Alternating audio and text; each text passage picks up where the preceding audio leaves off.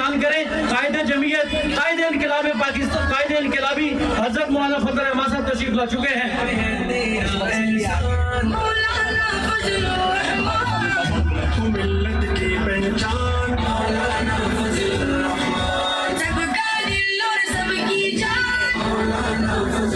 मेरी गुजारिश ये है कि तमाम दोस्त अपनी जगह पे तशरीफ रखें। मेरी गुजारिश ये है तमाम दोस्त अपनी जगहों पे, अपनी नशिस्तों पे तशरीफ रखें। आज के इस तकरीब के मेहमान खुसूसी कायदे जमीयत हजरत मौलाना फजल रहमान साहब तशरीफ ला चुके हैं।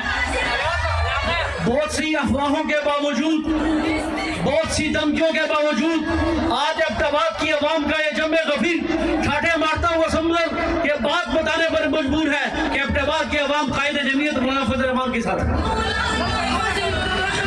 मैं कायदे जमीयत हजरत मौलाना फजल रहमान साहब और आपके दरमियान ज्यादा हाइल नहीं होना चाहता। एक नज़म के लिए दावत देता हूँ हाफिज अब्दुल बासित हसानी साहब को।